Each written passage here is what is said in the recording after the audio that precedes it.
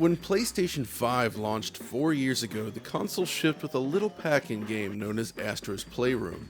This brilliant little platformer is full of heart and creativity, and it captured the imagination of PS5 owners around the world. Many of us dreamt of a full-blown sequel that could expand these ideas into a larger adventure, and today, that dream has finally been fulfilled.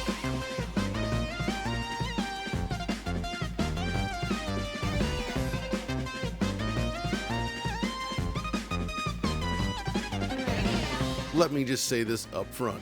Astro Bot is so good that it single-handedly reminded me why I even enjoy video games in the first place. This is a game that celebrates the entire history of the medium, and one of the few 3D platformers that I've played that truly goes toe-to-toe with the best Nintendo has to offer. Yes, it really is that good. Astro Bot is this explosion of color and creativity that constantly flips your expectations on its head. When the game hits, you'll feel the urge to stand up and cheer in excitement, or at least I did. But okay, before we get carried away, let's step back and break this game down into chunks to better understand why it makes such a strong impression. You see, the formula for creating a great platform game involves carefully aligning various disparate pieces to create a cohesive and engaging whole. There are very few platform games available that truly get every aspect of this right. Astro Bot is one of the few to get there. So today, we'll break down those pieces, discussing everything from the core mechanics, the game control, the visual soundtrack, the impressive reliance on physics, and more. So, let's go.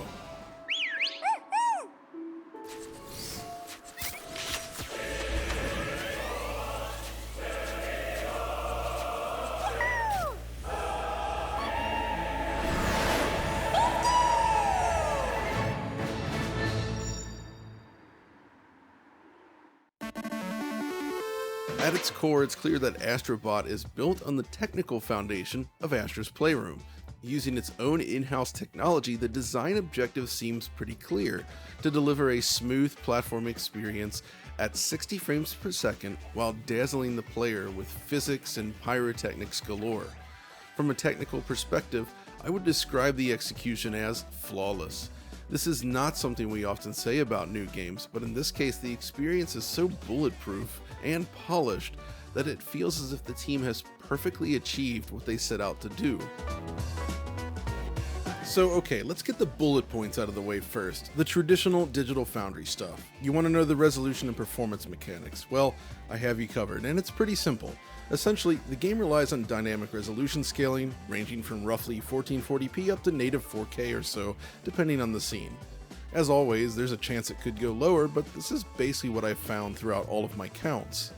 Thanks to its simple, clean design and effective anti-aliasing, however, the game's image quality is never really an issue, and it holds up well. There's no ghosting or reconstruction artifacts or any other stability issues with the image quality. It just looks like a gosh darned clean video game, which is so important for legibility when talking about a platformer. They absolutely got it right.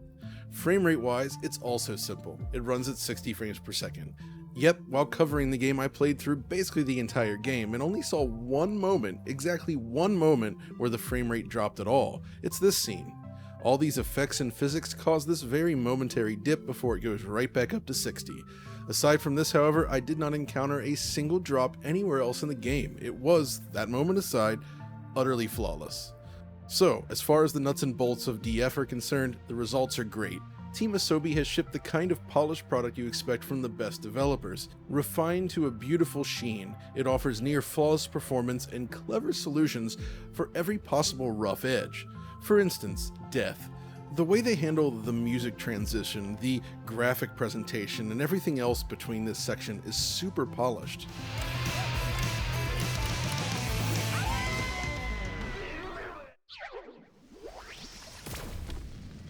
Every other transition is perfectly tuned to feel smooth and seamless.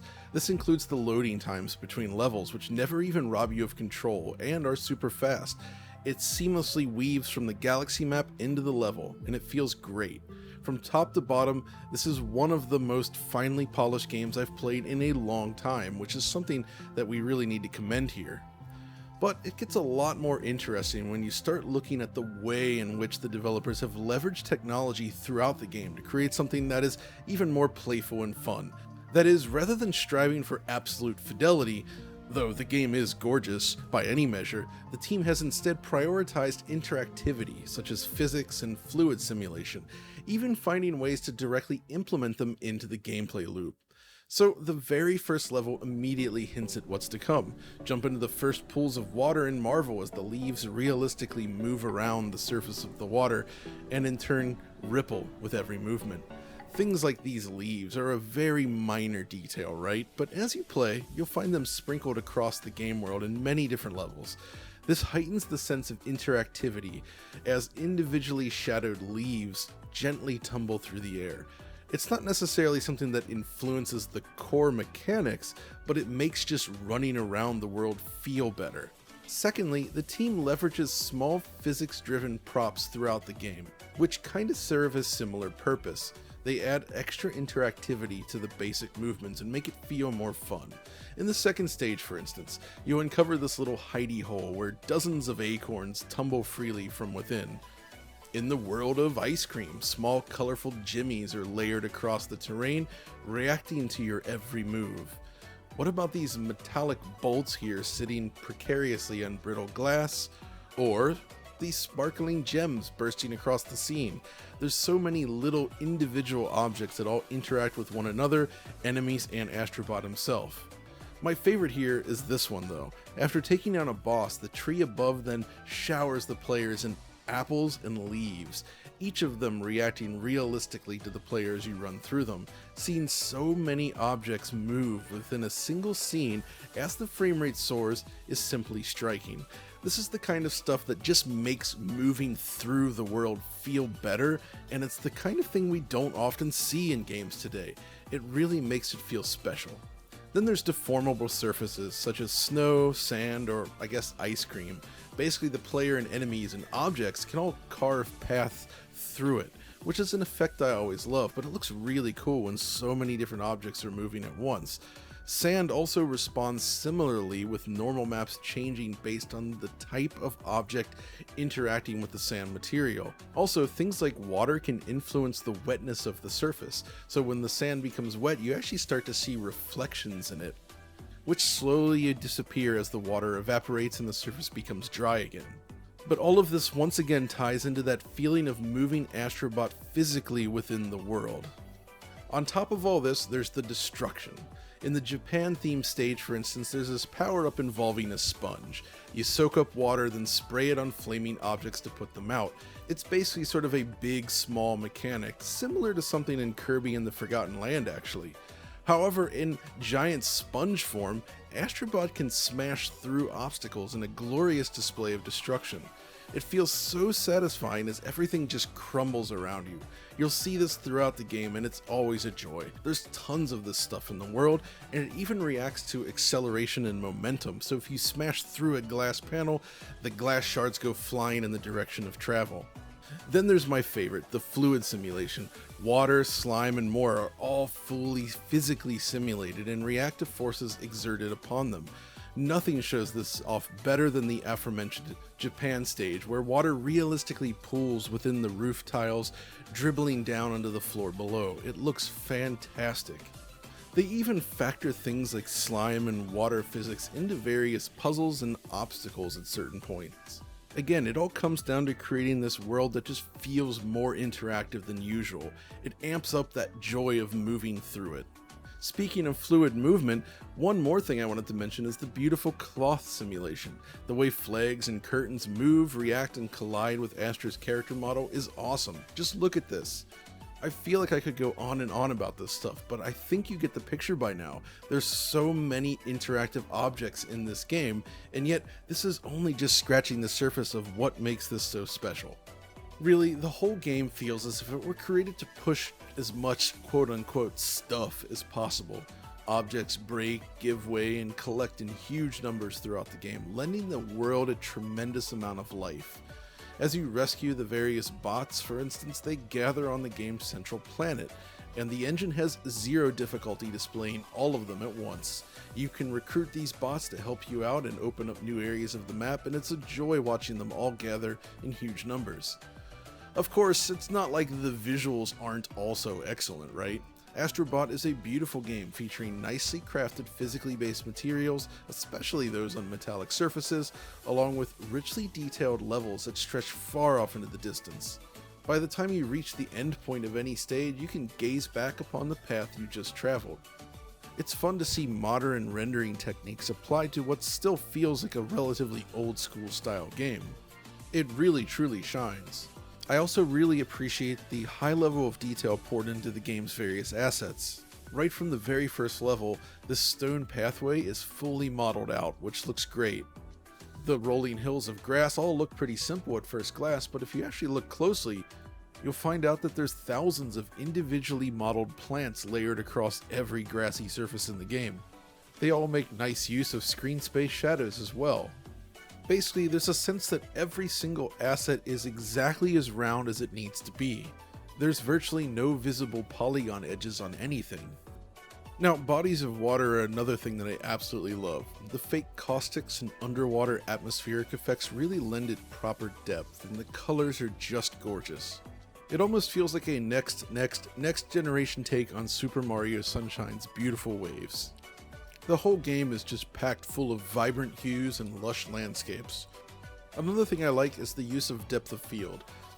Basically, when the camera is tilted downwards, distant areas take on a soft focus depth of field effect, which I think looks gorgeous and helps increase the perception of height.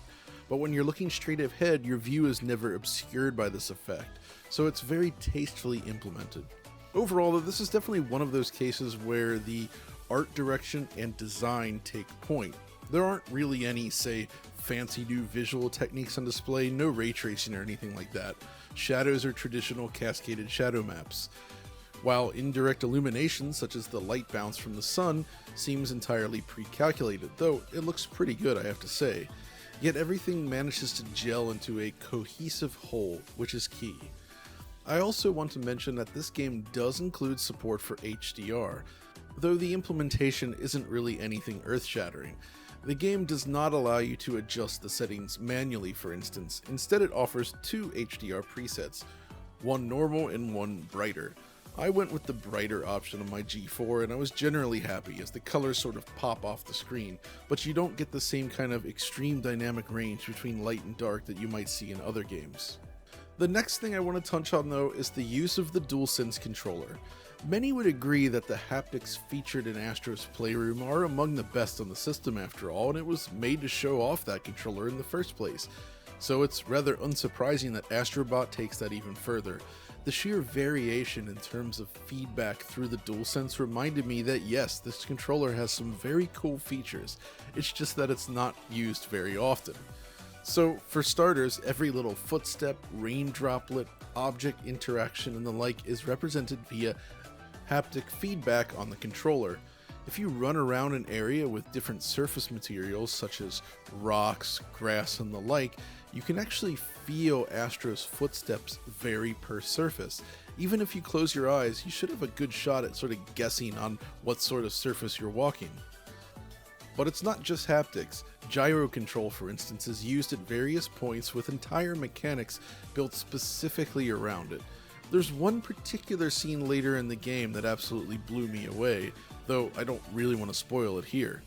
They also use it for situations like this, where you have to aim the controller to perform certain actions. I really like this idea of throwing shuriken at the wall and then platforming up to the top. Gyro is also used when controlling your flying DualSense at the beginning of each stage and during loading screens. They even take advantage of the microphone in certain sections, asking you to blow into the mic in order to activate an object. But of course, all this accounts for just a portion of what makes Astro Bot so interesting and special. The technology is definitely important, especially in terms of performance and what it can offer for the level designs, but it's the core game design and what they do with it that really made me fall in love with the game. Firstly, when talking about any platform game, getting the basic moveset and control nailed down is, I feel, crucial. This has always been a strong point for Nintendo's games, and Team Asobi has managed to pull it off as well. Astro's basic moveset, running, jumping, and attacking, has a satisfying feel and rhythm to it. The simple act of moving this little robot around the screen feels good. This is, however, augmented by a huge range of power-ups and gadgets, and each of these power-ups is used to define entire level concepts. There's an important thing to consider here. This isn't just like getting a fire flower in Mario. Instead, the game has specific levels crafted to take advantage of these wildly different movesets. Impressively, despite radically altering your basic moves, the game never resorts to tutorial text. There's just a small animated pop-up that indicates what basic actions are available, and that's it. The variety of power-ups combined with the sheer number of locations means that every level basically feels distinct and special all by itself. If you played Astro's Playroom, you should have an idea of what I'm talking about here. Just expand that out to a much, much larger game. That they were able to keep that level of creativity up across this entire game is super impressive. But let me share some examples. So in one stage you gain access to this backpack, which you can use to vacuum up various sticky goos or honey throughout the level, and then by pulling the right or left trigger, you spawn a platform in midair, which you can then stand on. This allows for some unique platforming situations that involve tricky timing between enemies, moving platforms, and the platforms that you spawn, and they even integrate this mechanic directly into the boss fight. Or how about this stage, where suddenly Astro gains the ability to slow down time, allowing you to perform otherwise impossible jumps, such as crossing these soaring darts.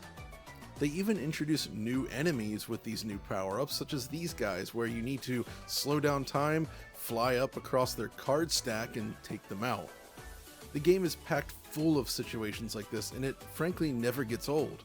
On top of all this though, Astro Bot is basically a tribute to PlayStation's history, and in fact in some ways, the medium as a whole. Sometimes it's limited to these fun references as you collect classic characters in the form of these bots scattered across the world. There's also plenty of in-world jokes, such as using PlayStation hardware like zip lines made from PS1 controllers to cross various chasms. But these are all momentary and cute little references, right? There's other points, however, where you take on the key powers of guest characters from PlayStation's past. So I want to keep spoilers to the minimum here, but I do want to reference the God of War stage, as this one has appeared in basically every trailer so far, and it's a good choice as an example. The other stages that I'm not showing here, I actually liked a lot more. Okay, so using God of War then, we're given access to some key mechanics from the most recent game, specifically the axe that you can throw, freeze, and retrieve, right? This puts a completely different spin on platforming and combat. There's enemies you'll face that play kinda like a mini God of War boss fight, but it's also used in challenges like this. But these levels go beyond just the pure mechanics. They often reference all sorts of random things from the games, including narrow passages. The ones you often see in big AAA games where you have to go through this little narrow hole as the camera pulls in and your character slowly makes their way through it. Yeah, they absolutely took a shot at that in Astro Bot, and I love it. But like I said, this is just barely scratching the surface. The game is constantly toying with expectations and introducing things that you will never have seen coming. The thing is though, this game is a lot more than just references. There are so many original ideas here, and it's this combination of the two that makes it work so well. It kinda reminds me of Nintendo's Super Smash Bros. In a way, though obviously a completely different genre. But okay, at this point, it's fair to say that Team Asobi nailed the core game feel, the level design, and the visuals.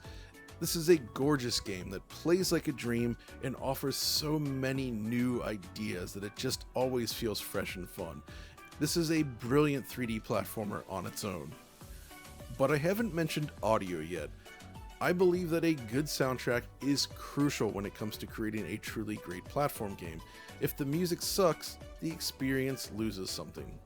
Thankfully, Astro Bot's massive 80+ track soundtrack does not disappoint. It does feature some remixes from prior Astro adventures, mind you, but there's a huge range of new songs as well, and they are very catchy, so let's sample a few, shall we?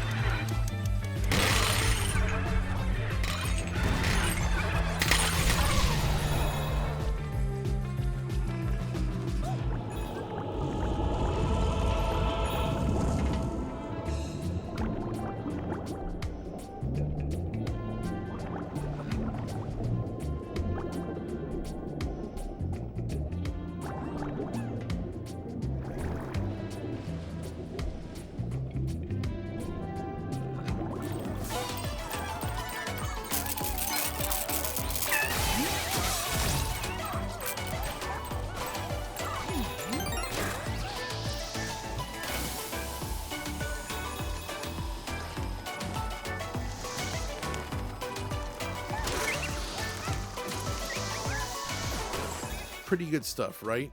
Well, beyond this, there's also the sound effects, both those played through your speakers, as well as those in the DualSense controller itself. They're all effective and impactful, and again, it's something really important for a platform game. Just consider Super Mario Bros. Games and how iconic the various sounds have become. This stuff matters. Ultimately, as I stand back and gaze upon my time with Astro Bot, I can't help but feel great about it. Astro Bot is what video games are all about, at least to me. It's pure joy and a reminder of what the first 3 generations of PlayStation embodied. It's a game that perfectly combines technology, design, sound, and creativity into a singular, ultra-polished whole without any filler whatsoever. It's also one of the rare games that fully leverages the feature set of the PlayStation 5 and its DualSense controller. Astro Bot is just about as perfectly an executed game as one could realistically expect these days, and it's quickly become one of my absolute favorite games of this entire generation. So whether you've missed the old days of platforming action or you're just looking for a fun, beautifully designed video game, Astro Bot is absolutely worth your time.